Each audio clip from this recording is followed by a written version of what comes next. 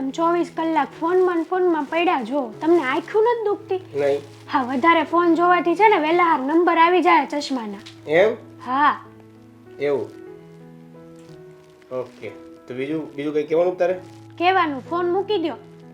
અરે હા, મને યાદ આવ્યું. શું? આ બેનનો બર્થડે આવે છે. હા, દામિની બેનનો બર્થડે આવે છે. એને કંઈ ગિફ્ટ તો આપવું પડશે ને? હું આપશું? એક કામ કર ને,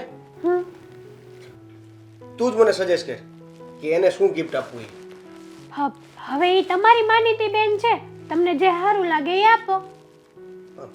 બરાબર છે એ વાત, પણ હવે તું સમજ, હવે મારા કરતા વધારે તું એને ઓળખશો અને મારી કરતા વધારે તું એની હારે હો, તને બધી ખબર હોવી જોઈએ. એટલે તું સજેસ્ટ કર ને મને કે એને હું ગમે છે, એને કઈ વસ્તુની અત્યારે જરૂર છે, કેવી વસ્તુ લેવી છે, એવી કઈ વસ્તુ તું મને સજેસ્ટ કર જે એને હું ગિફ્ટમાં આપી શકું, કે જેથી એને કામમાં આવે. તમારી વાત તો સાચી કે એ વધારે મારી સાથે જ રહે છે, પણ આજ સુધી કોઈ દિવસ દામિની બેને એ બાબતે મને વાત નથી કરી કે એને કઈ વસ્તુ ગમે છે, કઈ નથી ગમતી, અને મેં પણ કોઈ દિવસ નથી પૂછ્યું. હા, કારણ વગર જાણીને શું કામ છે, આપણને તો એવું જ હોય ને. અરે પણ તમે હારે રહ્યો છો તો તમે એકાબીજા સાથે આવી કઈ વાતે નથી કરી? કદાચ કરી હોય તોય અત્યાર સુધી થોડું યાદ હોય દેવેન. વાહ, સરસ. તો હવે મારે કેમ કરવું? એને ગિફ્ટ શું લઈ દેવું? ગિફ્ટ તો તમે એને છે ને ગમે તે લો, પણ એને જે કામ આવે ને એવી વસ્તુ લેજો. હા, કામ આવે એવું તો હવે ઈ પાછી પોતે ભણતી નથી. હા, હું એ જ કહેવાની હતી. ન કરે એવી કંઈક વસ્તુ આપો કે એને ભણવામાં પણ ઉપયોગ થાય. તો ભણતી નથી એટલે કોઈ એવી વસ્તુ લઈ દેવાની કઈ આવે નહીં કે જે એને ભણવામાં ઉપયોગી આવે. હવે બધું કપડાં ને એવું એ તો બધું નોર્મલ થઈ ગયું. હવે એને કંઈક આમ હટકે કંઈક અલગ ગિફ્ટ લઈ દેવું જોઈએ, જેથી કરીને એને બર્થડેની સ્પેશિયલ ગિફ્ટ અને આ વર્ષનો બર્થડે પણ એને યાદ રહી. એક કામ કરું તો દામિની બેનને હું મળું અને એને જ પૂછી લઉં તો કે એને શું ગમે છે એમ. જો હવે તું પૂછીશ ને તો હવે એને ડાઉટ જશે કે આ બર્થડે આવે છે એટલે કંઈક પ્લાનિંગ કરે છે. આપણે પ્લાનિંગ નથી કહી દેવાનું, આપણે એને સરપ્રાઈઝ આપવાની છે. સરપ્રાઈઝ પણ એને પૂછવું તો પડશે ને દેવેન. હું એમ કહી દઈશ ને કે આ તમારા ભાઈને કંઈક બર્થડેમાં આપવું છે એટલે તમને ગમે એવું આપે, પછી ભલે ને તમે એની પાસે વાત તો જાણો કે એને શું ગમે છે, કેવું ગમે છે. હા, બરાબર છે તારી વાત, પણ એવું નથી લાગતું કે હવે નજીકમાં જ છે બર્થડે તો એને ખ્યાલ આવી જશે? કારણ કે ભાભી ક્યારે નથી પૂછતા અને આ વિશે અત્યારે પૂછે છે, એવા ડાઉટથી એને ખબર પડી જ જશે, શંકા જશે જ. એ તો ઓફિસલી પડવાની જ છે ખબર, કેમ કે આજ સુધી અમે કોઈ દિવસ એવી વાત જ નથી કરી. તો પછી એની કરતા એવું કંઈક કર ને કે એની સાથે એવી જ કોઈક વાત કર જેમાં આપણને આપણો રસ્તો અને એને એમ થવું જોઈએ કે ઓકે આ તો જનરલ પૂછે. હા, એ તો મળશે ને એટલે કંઈ પણ બાનું બનાવીને વાત કઢાવી લઈશ એની પાસેથી. હે ને? હું શું કહું, હા કંઈક સોના ચાંદીનું આપો તો એને નહીં ગમે? હા, રિંગ છે, નેકલેસ છે. એ ગમે એને, પણ એ વસ્તુ સ્વીકાર નહીં કરે, ગિફ્ટમાં એ લેશે જ નહીં. એ મોંઘી વસ્તુ એને ક્યાં ખબર હોય કે ગિફ્ટમાં તમે શું પેક કરીને આપો છો? અને જોવે ત્યારે કહી દેવાનું ને કે ભાઈ બહેનનો પ્રેમ છે અને મેં તો તને આ ગિફ્ટ પ્રેમથી આપી છે અને મારો હેજ છે આ ગિફ્ટ. પણ એને આવું બધું પહેરવાનો શોખ નથી. સાચી વાત છે, કોઈ દિવસ મેં એના હાથમાં કે કાનમાં કે કઈ એવું સોનાની વસ્તુ પહેરતા જોયા જ તો નથી. પછી એને કંઈક એવી વસ્તુ લઈ દેવી પડશે જેથી એના ઉપયોગમાં આવે, એને કાયમ આવે, એને કંઈક જરૂરિયાત છે એ પૂરી થાય બસ. એ વાત તો સાચી હો તમારી. એક્ટિવા લઈ દઈએ તો?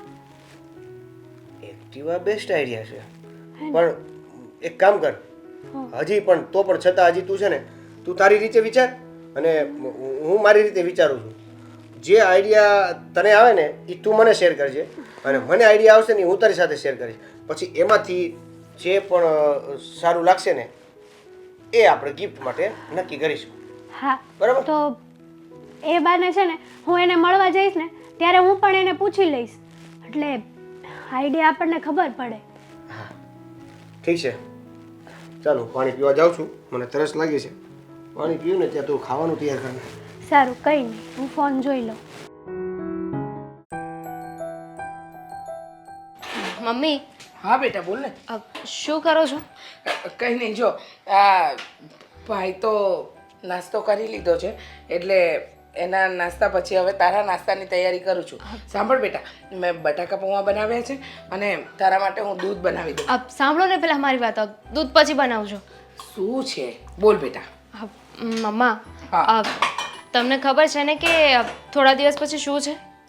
શું છે આ તારું થોડા દિવસ પછી શું છે એ દિવસમાં 10 વાર આવે છે. બોલ શું છે? મમ્મી તમે સાચા ભૂલી ગયા?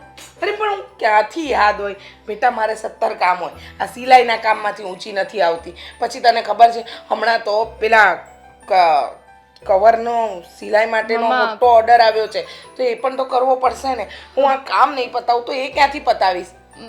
મારો બર્થડે આવે છે. શું તારો જન્મદિવસ આવે છે? વાહ સરસ. ભૂલી ગયા? સોરી ભૂલી ગઈ, સોરી. સાંભળ, તારી બર્થડે આવે છે ને, આ વખતે તો સરસ મજાનું જમવાનું બનાવીશ. તારું ફેવરેટ ફ્રૂટ સલાડ, ના. બટાકા વડા. જમવાનું નથી બનાવવાનું. તો એકચ્યુઅલી આ વખતે છે ને મારો બર્થડે આપણે હોટલમાં સેલિબ્રેટ કરવાનો છે. હોટલમાં સેલિબ્રેટ? બેટા માન્યું કે દર 3 વર્ષે તારો બર્થડે આવે છે. હા, તું જન્મી છે એવી તારીખે તો શું કરું, પણ હોટલમાં જો બેટા તને ખબર છે અત્યારે આપણી એવી પરિસ્થિતિ નથી કે આપણે હોટલમાં ખર્ચા કરી શકીએ. તું કહીશ ને એ ઘરમાં બનાવી દઈશ, પણ હોટલ બોટલની વાત નહીં કર. હા બેટા. ના મમ્મી, હોટલમાં જવું પડે એમ જ છે. અરે આપણે એકલા એ નહીં, આપણું ફેમિલી, મારી ફ્રેન્ડ લોકો, આપણે બધા છે ને હોટલમાં જવાનું છે ને, ત્યાં જ મારી કેક કાપવાની છે ને, ત્યાં જ આપણે સેલિબ્રેટ કરવાનો છે. મમ્મા યાર જરાક તો વિચાર કરો. અમારી બધી ફ્રેન્ડ્સ મને એમના બર્થડેમાં હોટલમાં લઈ જાય છે, બહાર મોટી મોટી પાર્ટીઓ આપે છે. બેટા તારી બધી ફ્રેન્ડ્સની પરિસ્થિતિ અલગ છે અને આપણી પરિસ્થિતિ અલગ છે. તને ખબર છે અત્યાર સુધી આ ઘરનું બધું ગુજરાન મારા દ્વારા ચાલતું હતું. હવે ભાઈ નવો નોકરીએ લાગ્યો છે. હવે એ એટલું પણ નથી કમાતો કે આપણે અત્યારે હોટલમાં પાર્ટી આપી શકીએ. તો હું ક્યાં હર વર્ષે કહું છું મમ્મી, આ 3 વર્ષે તો મારો બર્થડે આવે છે ને, તો એમાં પણ તમને વાંધો છે અને હું ક્યાં હર વખતે ડિમાન્ડ કરું છું? આ એક વખત ડિમાન્ડ કરી છે અને એ પણ હવે મારે પાર્ટી આપવી પડે એમ છે ને, એટલે અમારી ફ્રેન્ડ હર વખતે મને બહાર લઈ જાય છે, ખર્ચો બધો એ આપે છે. અરે એમના ઘરમાં કંઈક વસ્તુ આવી હોય કે એ લોકોએ નવી વસ્તુ લીધી હોય તો પણ મને બહાર પાર્ટી આપે. એમનો બર્થડે હોય કે સારા પર્સન્ટેજથી પાસ થયા હોય ને તો પણ બહાર હોટલમાં પાર્ટી આપે છે, બહાર ફરવા લઈ જાય છે. તો ક્યારેક મારે પણ લઈ જવું પડે ને. હવે તો એ લોકોની સામે જતાંય મને શરમ આવે છે. શાંત થઈશ બેટા. માનું છું કે તારી બધી ફ્રેન્ડ એની બર્થડેનો નવી વસ્તુ લાવી એની તને પાર્ટી આપે છે, એ બધી સક્ષમ છે બેટા. હું ક્યાં ના પાડું છું. તો આપણે તો ક્યારેય સક્ષમ નહીં થઈએ ને મમ્મી, તો મારે શું આખી જિંદગી આમ જ જીવવાનું છે? મારી વાત તો સાંભળ બેટા, મારી વાત તો સાંભળ.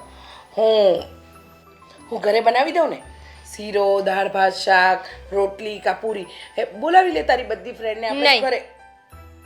નહીં એટલે નહીં. આ વખતે છે ને હું તમારી જીદ નહીં ચાલવા દઉં. આ વખતે હું મારી મરજીથી તે મારો બર્થડે સેલિબ્રેટ કરીશ અને તમારે લોકોએ કરવો જ પડશે. અરે અમારો ભણવાનો ખર્ચો વધી જતો હતો એટલે તો મેં ભણવાનું પણ બંધ કરી દીધું. હા, ભણવાય નથી જતી. હવે તમે મારા માટે એટલું નહીં કરી શકો. અને 3 વર્ષે એકવાર મારો બર્થડે આવે છે, એક જ વાર તમારે સેલિબ્રેટ કરવાનો છે. તું સમજતી કેમ નથી? આપણા ઘરની પરિસ્થિતિ એવી નથી. અત્યારે તારી ફ્રેન્ડ્સને હોટલમાં લઈ જઈશું તો ઓછામાં ઓછો 8 થી 10 હજાર રૂપિયાનો ખર્ચો થશે અને 8-10 હજારમાં આપણે આપણો આ ઘરનો ખર્ચો, મહિનાનો જે ખર્ચો છે ને એમાં ચલાવી લઈએ છીએ. સમજ બેટા, આપીશું આપણે તારી ફ્રેન્ડ્સને પાર્ટી આપીશું. તું કહે છે એ બધું કરીશું, પણ થોડીક વાર રોકાઈ જા. હું ના નથી પાડતી, બોલાવ તારી ફ્રેન્ડ્સને બોલાવ. પણ 3 વર્ષ થયા મમ્મી, 3 વર્ષથી તો ખમું છું ને. આજે મારી બધી ફ્રેન્ડ છે એ લોકોને 3 વર્ષથી કહી રહી છું કે મારો બર્થડે તો 3 વર્ષે એકવાર આવે છે. પાડું છું બેટા, ઘરે બોલાવી લે ને. તું આ હોટલ નહીં, તમે મારા વિશે છે ને ક્યારે વિચારતા જ નથી. વિચારીએ છીએ બેટા, અમને પણ ખબર છે કે તારા શોખ હોય, તારી ઉંમર છે. જો દેવાંગની પણ ઉંમર છે છતાં એ લાગી ગયો ને કામે, તો હવે આપણે આપણી પરિસ્થિતિ પ્રમાણે જીવતા શીખવું પડે બેટા. તો અત્યાર સુધી જેમ પરિસ્થિતિ હતી એમ જ રહી હતી ને. આ એકવાર જીત શું કરી લીધી તમે લોકો? તો મારી એક જીત પૂરી નથી કરતા. કરીશું, સમય આવે કરીશું. અત્યારે સમયે નહીં, આ વર્ષે જ. મારો બર્થડે આવે ને એટલે હું મારી બધી ફ્રેન્ડને બહાર લઈ જવા માંગુ છું અને તમારે મારી જીદ પૂરી કરવી જ પડશે. દામિની